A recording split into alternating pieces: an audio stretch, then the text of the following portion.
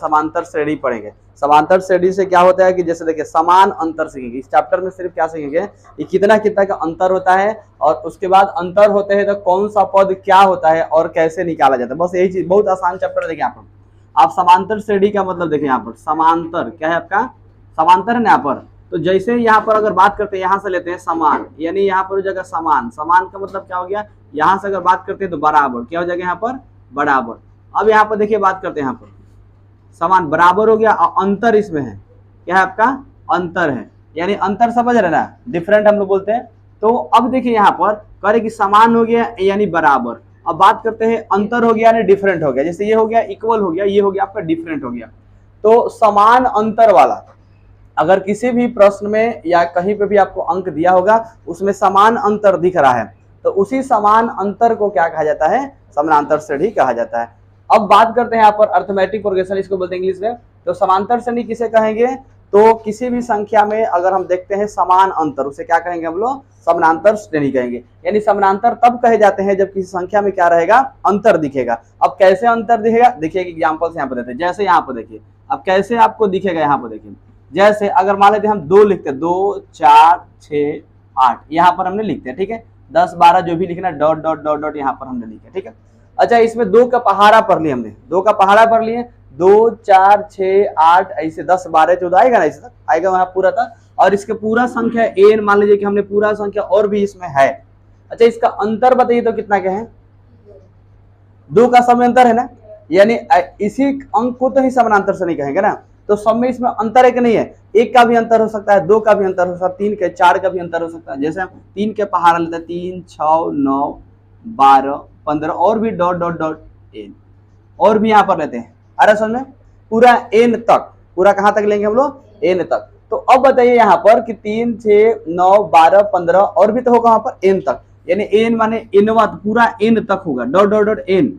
तो आप जहां तक लेकर जाना चाहते हैं वहां तक लेकर जा सकते हैं। तो इसमें बताइए तो कितना का अंतर है, अंतर समय है ना। तो यही तो समांतर श्रेणी होता है। अरे समझ आप लोग, ये क्या होता है आपका समांतर श्रेणी। इसमें अगर हम बात करते हैं एक एग्जाम्पल ये वाला, चाहे कोई सा इसमें से एक एग्जाम्पल हम लोग लेते हैं। जैसे मान लीजिए कि हम ये इसको एक एग्जाम्पल लेते हैं, ठीक है। 3 6 9 12 15 दोनों में से कोई एग्जाम्पल एक लेते हैं।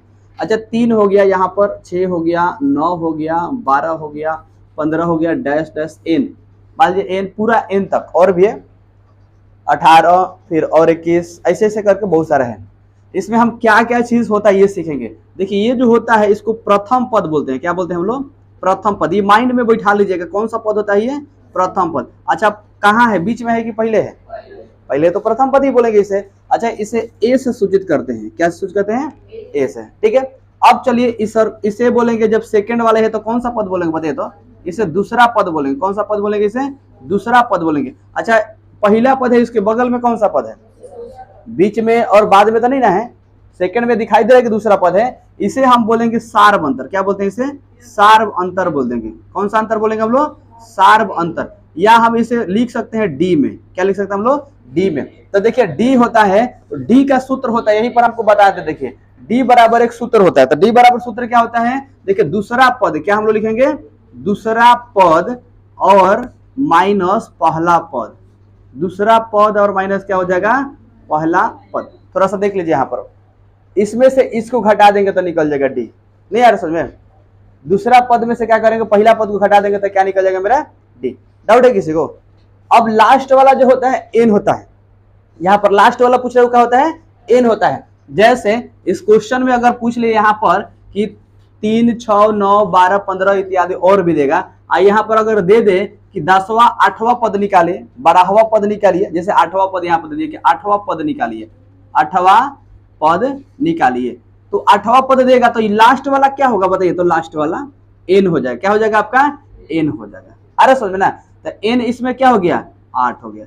बोले तो यहाँ तक क्वेश्चन में आपको सब समझ में आ गया ना, बस यही तो समझना है। पहला ये प्रथम पद हो जाता है, ए होता है, और ये होता है दूसरा का पद, इसे सार्व अंतर बोलते हैं। डी डिफरेंट होता है, ये दोनों का दूरी आपको बताता है। अब ये सार्व अंतर हो गया, कैसे सार्व अंतर निकालेंगे, तो दूसरा पद में से क्या करेंगे, पहला पद को घटा लेंगे तो क्या मेरा निकल जाएगा, डी। और अंतिम जो दिया होगा उसे क्या मानेंगे, एन मानते हैं। तो सार्व अंतर अगर निकालने के लिए आ रहा है, आपसे पूछेगा कि मान लीजिए कि निकालिए, आप समांतर से दिया है 8वां पद निकालिए। कौन सा पद निकालना है, आठवां पद ए एन, एन है ना, तो ए एन का एक फॉर्मूला होता है A plus N minus one into क्या होता है डी, यही सूत्र होता है। अब देखिए तो इसी क्वेश्चन को हम हल भी कर देते हैं, एग्जांपल को ही हल कर दें। यहाँ पे देखिए A plus N minus one into D, कौन सा पद कह रहा है निकालने के लिए बताइए तो?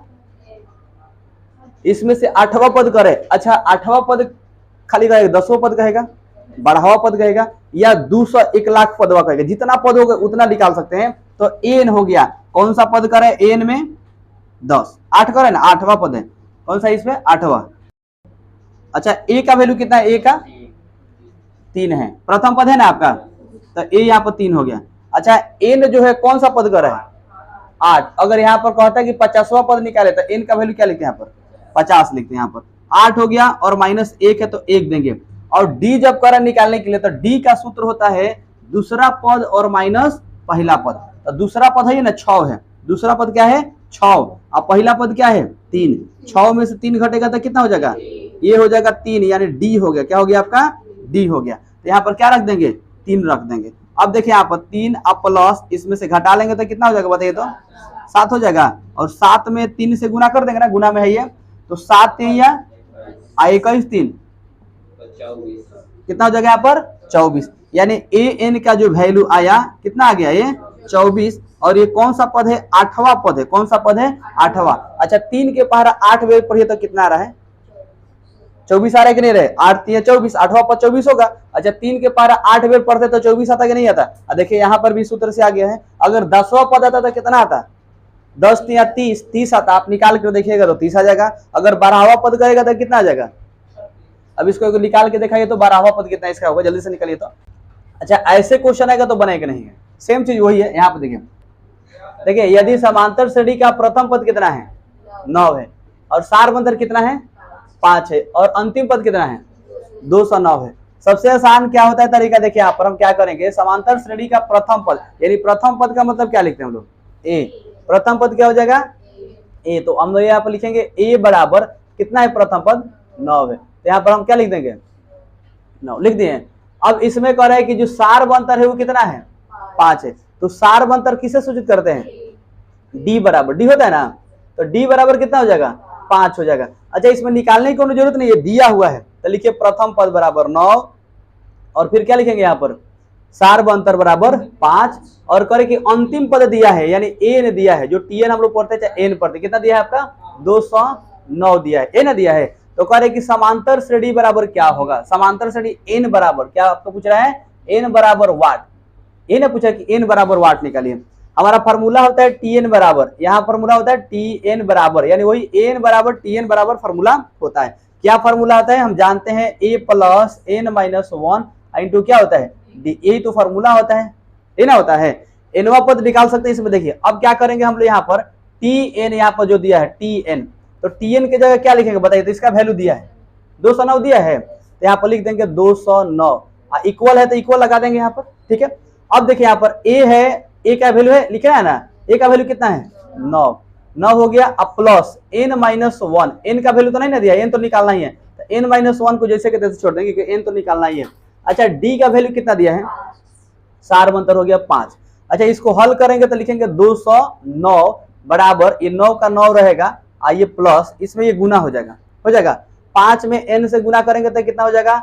5n, और 1 में गुना करेंगे 5 से तो कितना हो जाएगा? 5। अब देखिए यहाँ पर 209 हो जाएगा, यहाँ पर 209 बराबर, यहाँ पर देखिए 209 के बराबर, देखिए ये हो जाएगा 9 आपका, और इसमें इसको इधर ले लीजिए, बराबर के पहले इधर है ना, इधर 9 को खींच लीजिए, अकेले है, यहाँ पर हो जाएगा 9। अब बराबर में क्या बचेगा? 5n, और माइनस क्या बचेगा बताइए तो? 5 बचेगा ना, यहाँ पर 5 गुना 5 हो जाएगा, और ये कितना हो जाएगा आपका? n। अब ये क्या बचा आपका? देखिए तो यहाँ पर ये क्या बचा? 5n माइनस 5 बचा ना। अब देखिए 209 में से क्या करेंगे? 9 को घटा लेंगे, कितना बचेगा? 200 बचेगा। अच्छा इसमें हम कॉमन ले लेंगे, 5, तो क्या बचेगा? n माइनस 1 बच जाएगा, बच गया ना, तो 5n माइनस 1 हो जाएगा। अच्छा इसको देखिए 200 हो जाएगा, 200 बराबर, यहाँ पर देखिए 200 हो गया, और बराबर हम लिखेंगे तो कितना हो जाएगा? ये बाटा में ऐसे कर सकते हैं, ऐसे आप आराम से यहाँ पर हल कर देखिए, यहाँ पर हल करके दिखाते हैं। अगर हम इसको लिखते हैं 5 इंटू एन माइनस 1 अब बराबर 200, यही चीज लिखे, यहाँ पर लिखे 200, इसी चीज को हम अगर लिखेंगे n-1 बराबर, तो क्या हो जाएगा 200 रहेगा और ये बटा में आ जाएगा ना, बटा में तो कितना हो जाएगा 5, तो 5 चौका 20, 40 बार में ये कट जा रहा है ना। तो n-1 बराबर कितना हो गया 40, तो n बराबर कितना हो जाएगा बताइए तो 40 रहेगा, हाई माइनस है तो इधर जाके जुड़ता है ना ये, तो प्लस जुड़ेगा 1, तो कितना हो जाएगा 41, तो n बराबर वैल्यू कितना आ गया 41, यही हमारा आंसर हो गया। n पूछ रहा है ना, तो यही हमारा क्या हो गया आंसर। आए समझ में।